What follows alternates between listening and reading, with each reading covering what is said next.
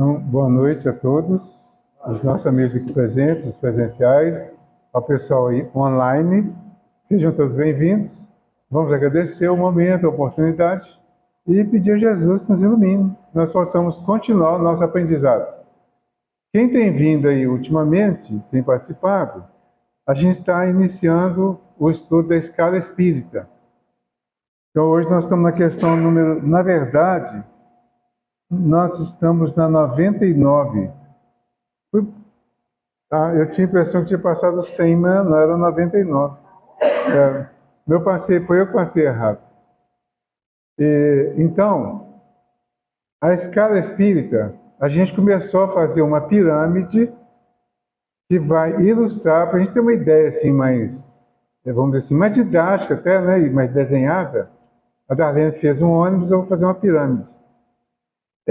Para a gente entender melhor essa escala e da forma que é feito com a pirâmide, fica mais fácil a gente entender. Então é mais ou menos assim. O que está escrevendo, né? Vocês fazem de conta que isso aqui é uma pirâmide, né? Então a pirâmide é a figura que a gente usa para ilustrar a escala, tá?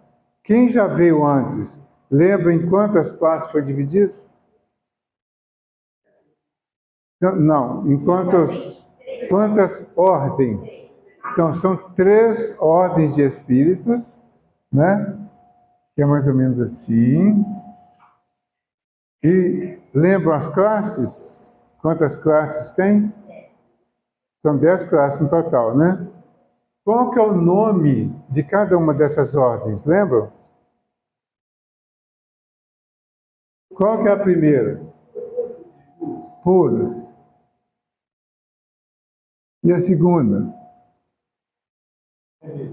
Hã? Não. Segundo, espíritos bons. E a terceira? Essa não sabe. A nossa. A terceira é a nossa. Imperfeitos.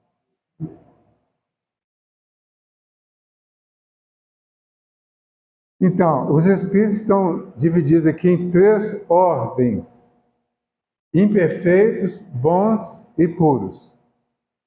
Tá?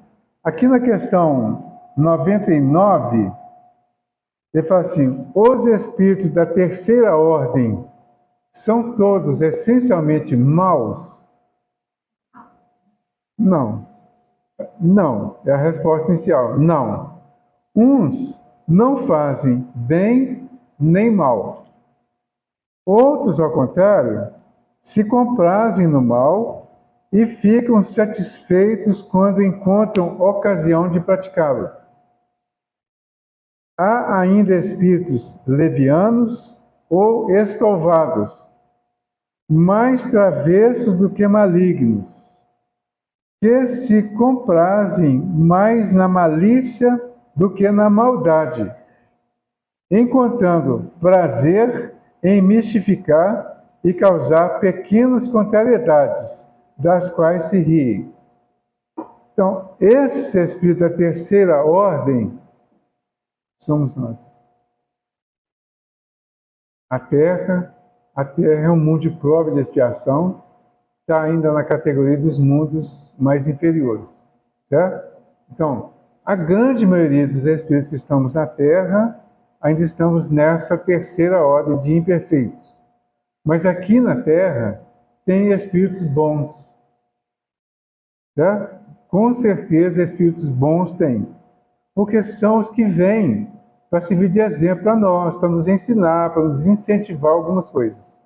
Então, muitos deles renascem aqui, cumprem um tempo aqui na Terra, e durante esse tempo eles ensinam o que já aprenderam, porque eles já passaram por aqui.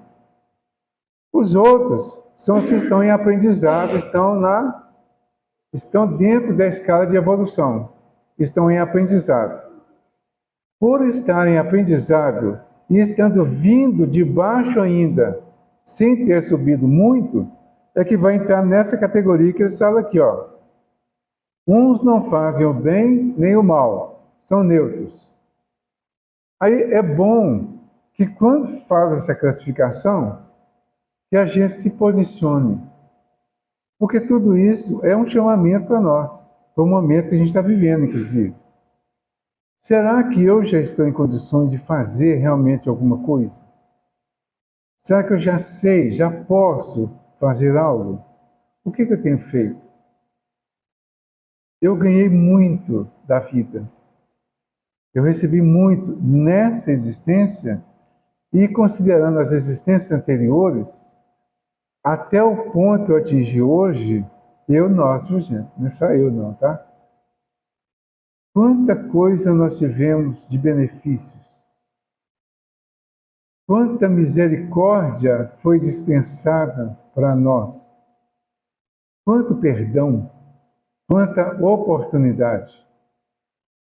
Quantos recursos a espiritualidade utilizou em meu favor para eu chegar onde estou. E o que eu tenho devolvido? O que eu tenho oferecido como uma espécie de um pagamento, eu diria assim, uma espécie de gratidão por tudo isso que eu recebi. Porque gratidão, a gente às vezes confunde um pouco. Né? Acho que ser grato é falar muito obrigado. Né? Muito obrigado, Deus te ajude, Deus te pague, ou coisa parecida. É uma forma de expressar a gratidão. Mas ela é real quando nós fazemos alguma coisa em nome dela. Então eu sei que eu já fui muito beneficiado. Em agradecimento a isso, eu vou oferecer alguma coisa que eu já posso fazer. Então essa reflexão, todos nós precisamos fazer ao longo da vida, para a gente não se manter nessa condição aqui de neutro. Não faz o bem nem o mal. Lá na frente, na questão 642, o Kardec pergunta para os espíritos se é suficiente para Deus a gente não fazer o mal. E eles respondem que é necessário fazer o bem na medida das suas forças. E que nós somos responsáveis pelo mal que surge por causa do bem que deixamos de fazer. Sério isso, né? Pois é, está lá na frente ainda, né? 642. Então, aí você vai pensar, então, ficar neutro é uma posição muito complicada. Tem hora que você fazer alguma coisa, mesmo que você erre, principalmente se for inconsciente, isso pode ser mais positivo do que ficar parado. Porque errar significa que você tentou fazer alguma coisa, procurou fazer, mas ainda não tinha o conhecimento suficiente para fazer bem feito. Então você vai errado. Aí você aprendeu. Aprendeu com o erro e na próxima vez você vai fazer certo. Mas se ficar parado, aí não aprende uma coisa nem outra. E é o que ele fala aqui, né? Outros, ao contrário, se comprazem no mal e ficam satisfeitos quando encontram a ocasião de praticá-lo. Essa questão aqui do satisfeito quando encontra a ocasião de praticar o mal, isso é bem relativo. Eu imagino que ninguém aqui que já fez algum tipo de mal, todos nós já fizemos, não tem uma satisfação por ter feito, principalmente depois que descobre que fez. Né? Então, existem espíritos que, em nome de uma vingança, por exemplo, eles querem cobrar de alguém. Tem duas posições aí, né? Duas visões. Quando alguém quer vingar, a gente acha que está querendo fazer mal para o outro, certo? Mas ele pode estar querendo fazer bem para ele. Porque ele tem a sensação de que se ele vingar, ele vai se satisfazer, porque ele fez justiça. Entendeu? Então, não é necessariamente, para ele, não é necessariamente fazer mal. é fazer justiça. Então, a vingança, muitos que pensam em vingança, pensam em fazer justiça do próprio jeito, com as próprias mãos. E nós aprendemos isso durante muitos séculos, milênios talvez. Porque desde a interpretação da lei lá de Moisés, quando vem a lei pelo Moisés, ela foi interpretada. Foi, de alguma forma, até adulterada. E as leis que surgiram como interpretação e que prevaleceram, levava ao entendimento do olho por olho, dente por dente, que é uma visão da lei de causa e efeito, mas que é feita pela justiça divina. E os homens resolveram fazer isso com as próprias mãos. Então, era vingança em nome da lei, e a pessoa cobrava do outro legalmente, prejudicando o outro usando as próprias mãos, os próprios recursos. Então, tinha lá, por exemplo, uma pessoa que matava uma outra, ela era julgada. Imediatamente era condenado e executado. Era morto. Tá? Vingança em nome da lei. Então, por um lado, isso é um tipo de mal. Mas, pelo lado daqueles que achavam que estavam sendo justos, para eles era um bem. Eles estavam cumprindo a lei de alguma forma. Né? Então, nós praticamos, às vezes, isso que a gente chama de mal. Eu costumo definir assim: mal é uma coisa que a gente vê no comportamento dos outros e demora a ver no nosso. Então, o outro fez mal, eu me enganei. Tá? Agora nós vamos passar a generalizar isso, né? Todos nos enganamos e ninguém fez mal providencialmente. Certo? Então, o mal é o resultado de uma interpretação, de uma percepção. E nenhum mal é definitivo. Todos eles vão passar. O que vai prevalecer vai ser o bem. Assim que a gente descobrir o bem, a vantagem do bem, a importância do bem e a felicidade que traz para nós fazer o bem, nós vamos começar a fazer. Ok? O finalzinho aqui ele fala assim: há ainda espíritos levianos ou estouvados, mais travessos do que malignos.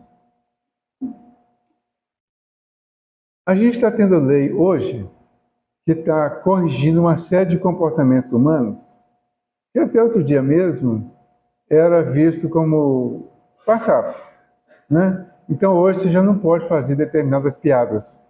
Você pode ser preso, né? Você piada hoje usando raça, usando cor, mesmo a questão de homem e mulher, por exemplo, e uma série de piadas que antes a gente contava e fazia com naturalidade, hoje posso dizer que está proibido, né? Em alguns casos, você pode ser preso se for denunciado, né? As pessoas que fazem piadas, elas estão nessa classe aqui dos levianos. É o que ele fala aqui, eles não são necessariamente, eles são estouvados, mais travessos do que malignos, que se comprazem mais na malícia do que na maldade. Então, a malícia é quando a pessoa faz piada com a situação difícil do outro. Tá? Então, você vai olhar para uma pessoa e vai notar que ela tem alguma coisa que não é tão comum, ou que ela está numa situação que não é tão comum. Aí você vai usar essa diferença para fazer graça com isso. Você faz uma certa maldade com a pessoa que ficou exposta e, ao mesmo tempo, você faz rir as que não estão expostas e que nem pensaram nessa possibilidade de como o outro estaria sentindo. Quando surge a lei agora, a lei surge além de punir mesmo quem faz, mas ela principalmente nos chama a atenção para a gente refletir sobre isso, para nos colocarmos no lugar daquele que está sendo prejudicado. Né? Por quê? Ninguém faz graça com coisa boa do outro. Lembra a história da risada, da gargalhada? Um dia, deixa eu contar a historinha, tá? Um dia, eu li que o Chico Xavier estava atendendo. Estava ele, o Bezerra de Menezes e o Loreto Flores. Estavam atendendo lá em Pedro Leopoldo, atendendo a fila lá. E o Chico, nesse dia, estava com o olho doendo. Então, eles estão atendendo, ele atendendo normal. De repente, o Bezerra falou que tinha terminado a parte dele e queria voltar, né? Queria ausentar. Assim que ele sai, o Chico fala para o Loreto Flores, que era mais íntimo, provavelmente, né? Para o Loreto. O Loreto e o Bezerra eram desencarnados, né? Ele falou: Loreto, quando você voltar, pede ao doutor Bezerra para dar uma olhada no meu olho, porque hoje está doendo muito. Logo em seguida, o doutor Bezerra volta. Fala: Chico, por que você não falou? Por que você não me avisou que eu já tinha olhado? Por que você não falou comigo, não me chamou? Até antes. Aí ele falou assim: eu me sinto um animal diante de vocês. Aí o Bezerra falou que Chico, mas se você é um animal, e nós, o que nós somos? Ele falou assim: o senhor é o veterinário de Deus. Aí ele disse que o Bezerra riu, sorriu. E isso me intrigou, porque o Chico comentou que foi a primeira vez que ele viu o Dr. Bezerra sorrindo. E eu fiquei intrigado com esse negócio. E comecei a pensar sobre o riso, sobre o sorriso, sobre a risada e sobre a gargalhada. E cheguei a uma conclusão, eu diria, interessante. É que é realmente muito difícil você imaginar os espíritos superiores dando risada e até sorrindo. Porque para eles, dar risada aqui no meio de tanta dor, de tanto sofrimento, é um desrespeito a quem está sofrendo. E é uma coisa que a gente não pensa. Mas eu fui procurar mais coisa a respeito. Descobri no livro que chama Obras Póstumas, do Kardec, tem uma mensagem do espírito Rossini. O Rossini foi um maestro, né? Foi músico, maestro de alto nível na época, e ele se manifesta, tem uma mensagem dele no livro Obras Póstumas, do Kardec, e uma das mensagens lá, ele fala sobre a música, sobre a influência da música na nossa sensibilidade, no nosso crescimento espiritual, na nossa ligação com o plano espiritual, e fala da importância da música na nossa alegria verdadeira. E diz que a alegria verdadeira se manifesta muito mais com lágrimas do que com risos. E eu fui pensar sobre isso. E vocês já podem estar pensando comigo aí e já estão entendendo onde que eu vou chegar. Porque realmente os momentos de real alegria, de felicidade, nós não damos gargalhadas. Nós sorrimos chorando. Tá? Um reencontro com alguém que há muito tempo você não vê, uma pessoa muito querida, né? Como é que você comemora isso? Você chora, ri, mas chorando. Momentos específicos, assim, de grandes realizações, você vai manifestar com lágrimas. Certo? Sim, João.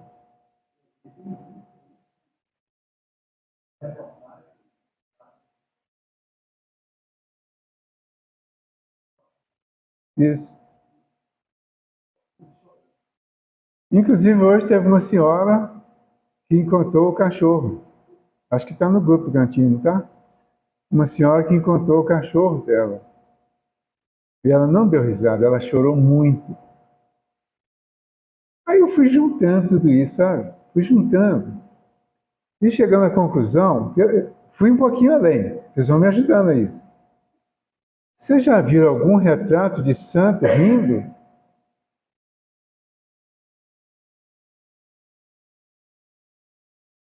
Não tem. Recentemente, fizeram um retrato de Jesus rindo.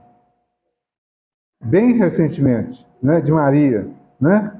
Mas os mais antigos aí, ó, eu nunca vi, tá? Não estou dizendo que não existe, mas eu nunca vi. E eu fui frequentador de igreja há muito tempo. Nunca vi nenhum retrato de santo rindo. Se olha o Kardec, sério, certamente ele sorria. Dizem que o Chico dava umas risadas. Eu nunca vi. Então não posso dizer que se dava ou não. Mas imagino que era bem diferente das que nós damos ainda. Agora, por outro lado, não vou dizer total, não, mas raramente uma risada, uma gargalhada não tem uma sacanagem por trás. Tá? Claro, mas de repente tem uma risada da criança que é inocente, tal, tudo bem, é uma situação diferente. Eu já ouvi esse argumento. Mas, em geral, nós, os adultos em especial, pode ser que tenha algum momento que a gente dê uma gargalhada ou ria muito sem ter alguma sacanagem por trás. Aí você vai alongando isso e vai para os programas de televisão, por exemplo, que é o mais comum, né? Os programas humorísticos. Quais são os que promovem mais risadas? São os que falam mal dos políticos, são que pegam situações de alguns tipos de pessoas e colocam, e se expõem isso para o público em forma de piada para gerar as gargalhadas. Então, diante de tudo isso aí, a gente vai chegar nessa condição aqui do quanto ainda estamos leviando aqui na Terra. Certo? Por quê? Ainda utilizamos a desgraça alheia para rir, para dar risada, para fazer piada. Aqui nós temos uma fama, né? Que não é boa, não. Depois a gente vai descobrir que não é tão boa assim. A capacidade que nós brasileiros temos para fazer piada com tudo. Com tudo. Tanto coisas boas quanto coisas ruins. Mas muito especialmente situações muito desagradáveis. É hora da gente começar a pensar sobre isso. Principalmente se posicionar no lugar do outro que está sendo o motivo da risada. Como que eu me sentiria numa situação dessa? Sendo o centro das atenções porque estou sendo ridicularizado. E está todo mundo rindo. Aí você olha em torno, assim, todo mundo rindo de você, da sua situação. Está rindo da sua careca, da sua barriga, da sua falta de dente. Entenderam? Então, essas são questões para ser pensadas e que vão ilustrar isso que eles falaram aqui, dos que se comprazem mais na malícia do que propriamente na maldade. Encontrando prazer em mistificar e causar pequenas contrariedades das quais se riem. Tá? Sim. Sim. O sorriso.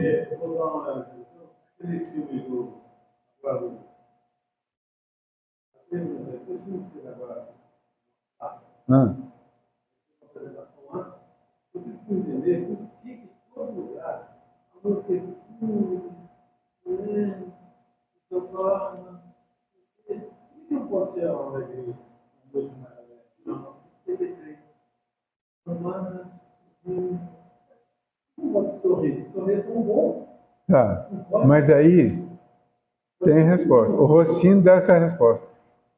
Ele fala exatamente isso, que a música elevada, a música mais clássica, mais elevada, essa que às vezes é chamada de música fúnebre, por exemplo, ela tem uma capacidade muito maior de fazer a nossa elevação espiritual, de fazer uma concentração, uma sintonia com o plano espiritual.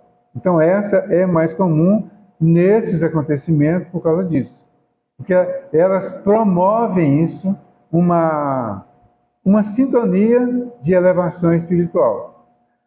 É claro que não precisa contrariar a música do mundo, por isso.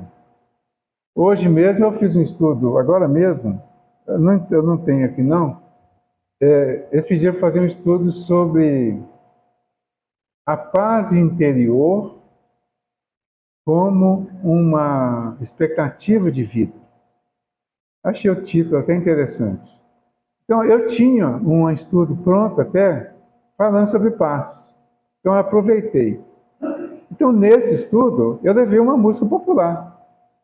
A música do Nando Cordel, Paz pela Paz.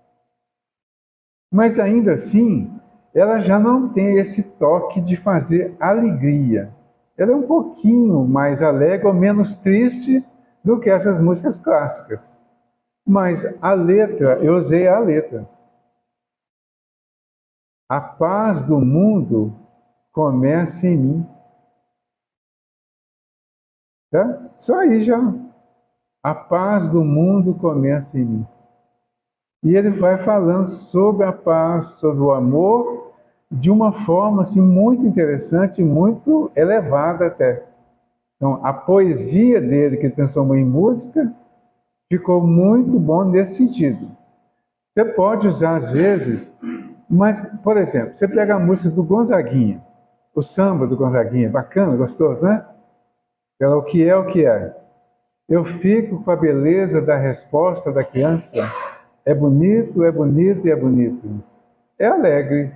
Você tem aquele gostinho do samba, mas não tem o gostinho da risada, porque em momento algum ele propõe isso. Entendeu? Então é mais nesse sentido. Agora, tem umas músicas aí que, né? Umas aí tem sem citar nome para não, né? Cada um na sua, mas tem umas músicas que realmente melhor nem ouvir, né? Você quer falar?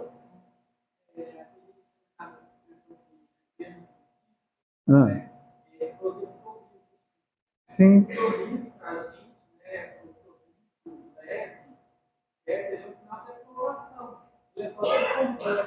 isso.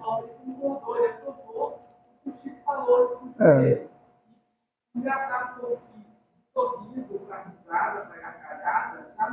exatamente.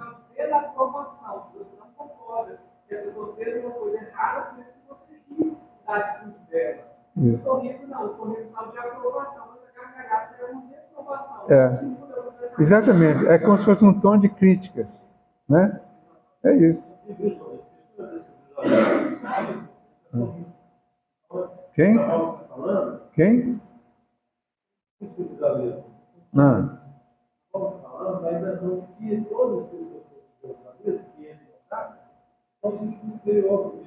não, não é isso.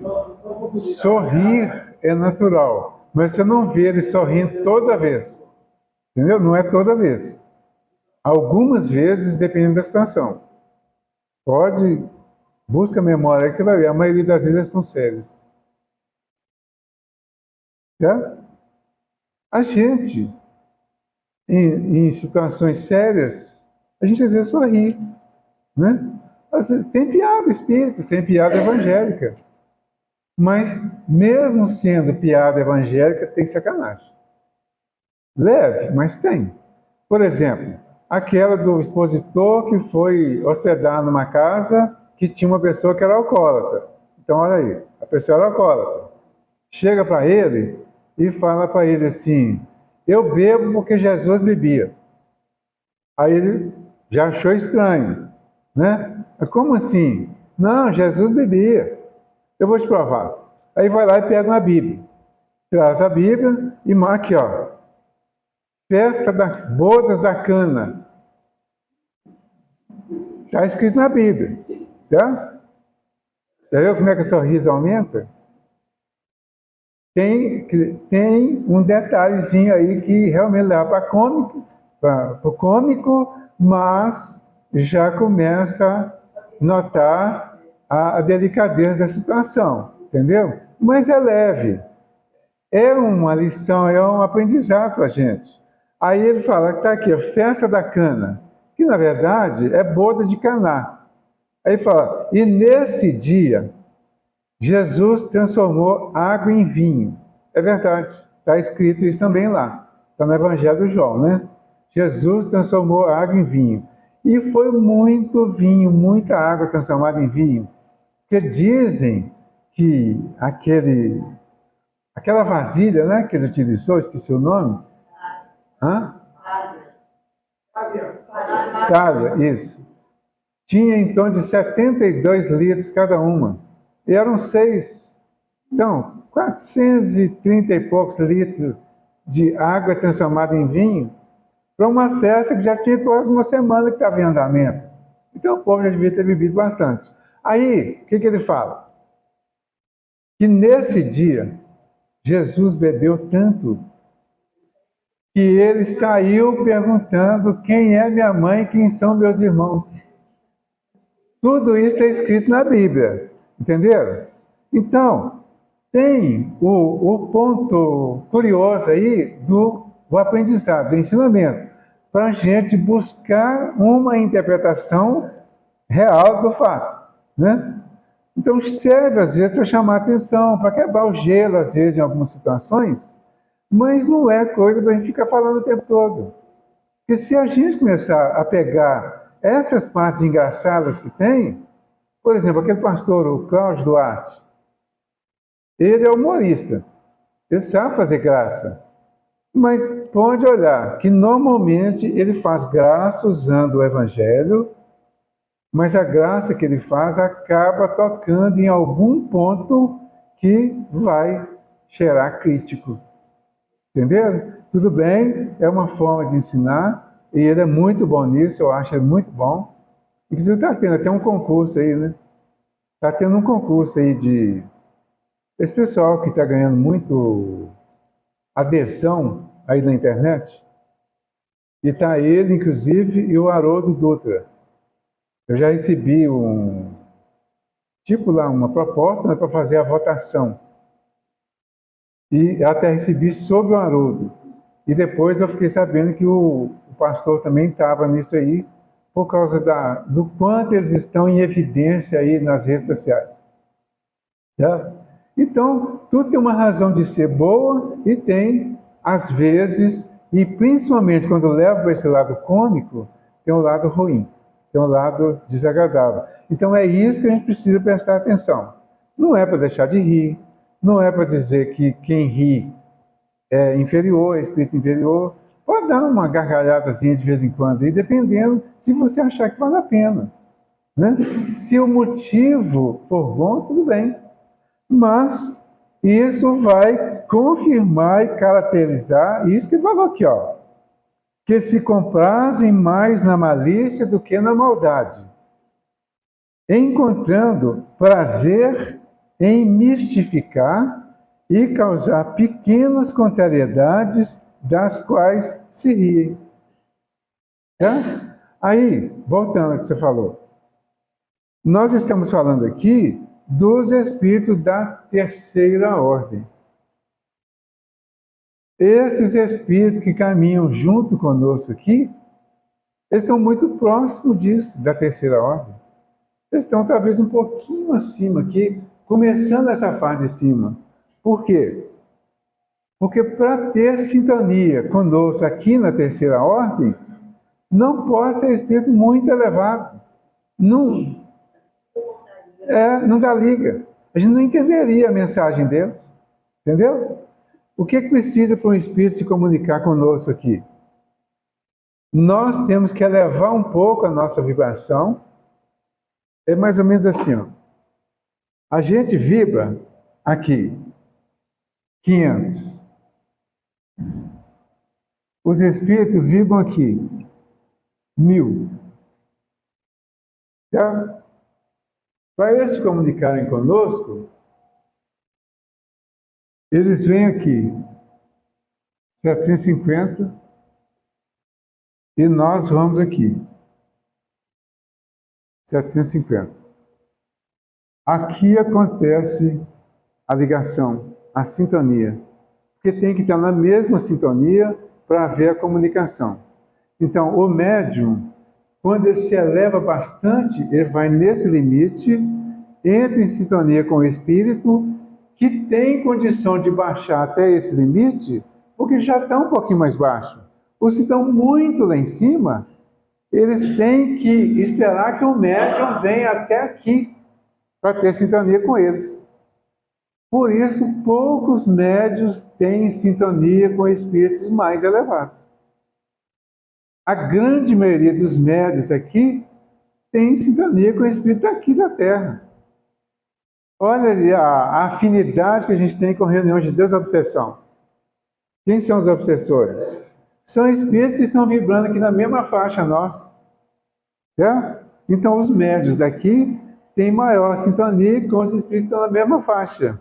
Durante o trabalho espiritual, a gente se eleva um pouquinho para ficar numa posição mais elevada e ter condições de superioridade sobre esses espíritos que ainda estão prejudicando e ter uma certa ascensão sobre eles até para ajudá-los a sair da situação que eles estão. Poucos vão acima para trazer uma mensagem que eles vão decodificar e passar para nós no linguajar deles, dos médiuns.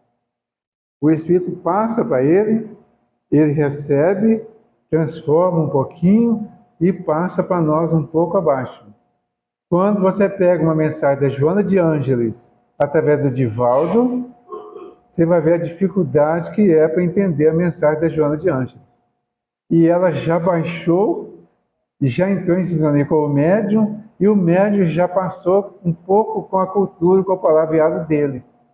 A mesma coisa a mensagem do André Luiz, através do Chico. Tem mensagens do Emmanuel, por exemplo, que tem quase que as mesmas dificuldades da mensagem da Joana de Ângeles. Por quê? Para receber essas mensagens mais elevadas, o médium tem que se elevar muito mais. Ele tem que atingir uma sintonia muito maior. Aí o médium que está nessa faixa da leviandade ainda, ele vai ter dificuldade de sair da faixa real dele e ir muito para cima. Então, quem vai ficar mais ligado a nós? Os espíritos que estão mais dentro dessa classificação aqui de espíritos imperfeitos ainda. Isso não é uma crítica a ninguém, não, tá? Viu? Estou criticando ninguém, não. Isso é uma realidade nossa. Tá? Nem? Isso. Especialmente os encarnados. Exatamente. Então, tem todo um contexto aí que acaba caracterizando e confirmando isso. E não está diminuindo ninguém. Estamos fazendo o nosso trabalho dentro das possibilidades, do jeito que a gente consegue. Né? Tem hora que a gente vai lá em cima assim, né? 550, por exemplo. Tem hora que a gente vai lá embaixo, 120, 150. Para baixo a gente vai mais, né? Para cima, um pouco, bem menos. Mas estamos dentro da linha do progresso, estamos melhorando, estamos aperfeiçoando. O alto e baixo é exatamente o momento em que nós nos elevamos, porque fazemos alguma coisa boa, e o baixo é que, em uma boa parte das vezes, a gente esquece a coisa boa que aprendeu e vai fazer o que já sabia antes. Então, aqui agora, eu estou aprendendo. Eu estou recebendo informações externas. Nós estamos. Nós já temos informações internas, gravadas, registradas e consolidadas, mas que ainda são muitas delas contrárias à lei. Nós estamos aqui para mudar isso. Tá? Estamos num processo de transformação de renovação, reforma íntima. Estamos formando novamente a nossa intimidade. E a psicologia chamou essa parte inferior aí é o lixo, né? É o inconsciente, é o passado, onde está a nossa realidade já construída, com muita coisa para ser melhorada, aperfeiçoada, consertada. É o inconsciente. Quando estamos no consciente, que é o momento presente, aqui nós estamos trabalhando o nosso consciente com ensinamentos diferentes para, ao entrar em contato com o inconsciente, nós vamos aplicar nele esses conhecimentos que estamos recebendo.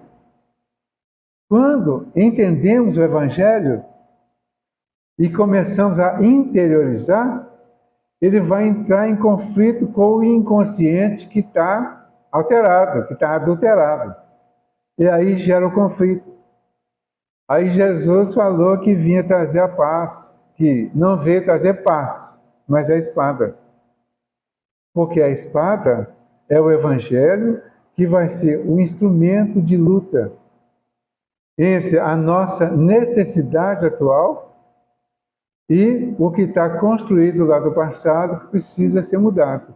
E vai ser uma luta interior para fazer a transformação. Por isso a dificuldade. Por isso nós vamos para a doutrina espírita, para as doutrinas em geral, e temos dificuldade porque em algum momento o aprendizado vai mexer nessa nossa realidade escondida. E ao mexer nisso, vai nos incomodar. O que a gente faz? Foge. Tem muita gente que vai no psicólogo e faz uma consulta e vai embora. Conhecem alguém que faz isso? Já fez? Eu conheço. Entenderam? A pessoa vai... Não, você tem que fazer uma psicoterapia bonita, ir no psicólogo ou no psicanalista. Aí a pessoa... nunca foi, né? Então eu vou lá ver como é que é. E vai te ajudar a resolver esse problema, né? Aí você vai lá. O que ele faz? Ele vai começar a te cutucar e vai trazer o seu inconsciente para o presente. E o que tem lá no inconsciente? Um monte de coisinha guardada que você não quer que venha à tona. Mas ele mexe lá e vem. Porque eles têm a técnica para fazer isso, certo? Aí mexeu, vem à tona. Aí você sai do consultório chorando. Vai voltar? Muita gente não volta. Não trata. Assim é com o Evangelho. Você vem aqui, eu espero não ter mexido com o inconsciente de ninguém aqui hoje, tá? Mas não tem como não mexer também não. O que vai acontecer? Se a gente mexer de uma maneira muito direta, as pessoas têm dificuldade para dar continuidade ao aprendizado. E aí, o Espiritismo é muito duro, muito pesado. Mexe com coisas da gente que está guardada e você sai de lá pior ainda do que quando chegou. Mas não é para sair pior. A doutrina é consoladora e esclarecedora. Então eu vou convidar vocês agora para que nós possamos buscar o consolo que viemos todos buscar aqui hoje. Primeiro, nós vamos nos sentir consolados, tranquilizados, ajudados por todos os espíritos que foram, inclusive, alguns citados aqui. Eles vêm para nos ajudar. Com as lições, com as leituras, com os comentários, é que vem o esclarecimento. Mas vamos considerar o esclarecimento apenas como esclarecimento inicial para que nós iniciemos uma nova caminhada em busca da nossa evolução espiritual. E não como já finalizado de uma vez só e para mim chega, vamos ver o que tem mais. Vamos ler mais a respeito. Vamos, se ficou alguma dúvida, procure o Livro dos Espíritos, outras obras, leia, questione tudo isso aí. Veja qual o problema que eu tenho, o que eu estou vivendo, o que me incomoda tanto. Qual obra será eu poderia achar algo que vai me explicar sobre isso? E aí leia, questione. Nós precisamos melhorar, nós precisamos mudar. Nós precisamos olhar para a tragédia lá do sul sem chamar de tragédia. Nós precisamos olhar para as dificuldades que estão acontecendo em torno de nós sem ver exclusivamente como dificuldades, como coisas horríveis, horrorosas, e sofrer às vezes com situações que a gente poderia ter uma visão bem diferente se nos transformarmos realmente. Certo? Então, é esse o objetivo.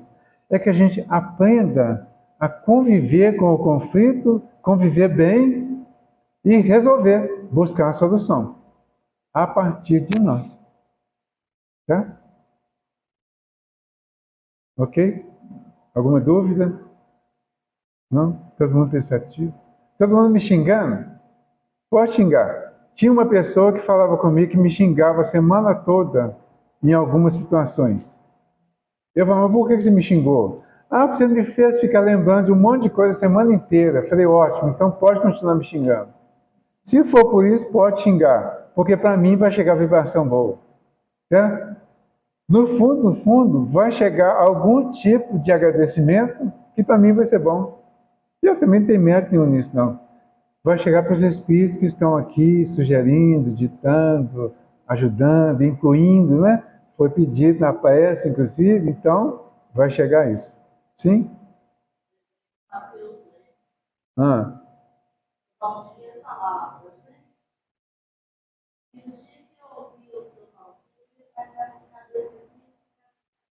Aí, tá vendo? Eu nem sabia disso. Tinha uma senhora lá em Mateus Leme, foi a primeira vez que eu ouvi na cara isso. Ela me falou depois, né? Ela chegou para mim um dia e falou assim, nossa, eu gosto tanto de você agora. Eu falei, como assim agora? Ela falou, porque a primeira vez que eu te vi, eu te odiei. O que eu fiz? Ela falou, nada. Hoje eu sei que nada. Mas no dia, eu tive ódio de você. Mas por que ódio? Porque você falou umas coisas que eu não queria ouvir. Desculpa. Mas o quê? Tem coisa que ele não quer ouvir mesmo. Mas esse é o espinho do expositor, né? Ter que falar coisas que as pessoas não querem ouvir. E eu falo coisas, às vezes, que eu não gostaria de estar falando nem ouvindo. E eu escuto mais alto, né? Mas faz parte, né? Então vamos fazer a nossa prece agora de agradecimento pelo momento, pela oportunidade. E aí, na próxima semana, hoje é 14, né? Então na próxima semana, aí sim nós vamos entrar na questão número 100, que tem como título, ou subtítulo, a escala espírita. Tá bom? Agradeço a todos pela presença e vamos agradecer a Deus, a Jesus, aos amigos que estiveram aqui.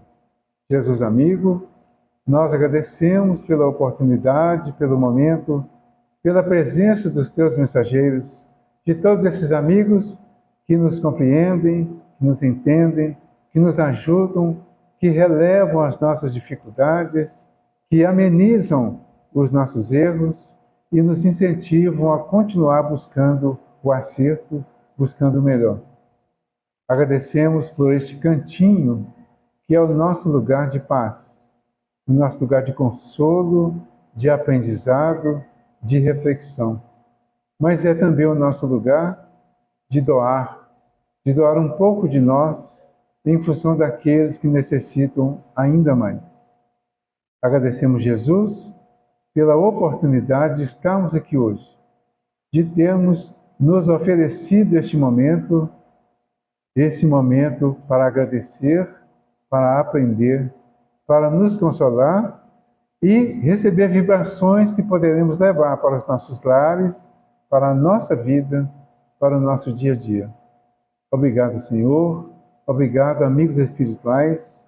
Nosso agradecimento a Darlene por ter feito a primeira parte e por todos aqueles que, direto ou indiretamente, colaboraram para o sucesso do trabalho desta noite.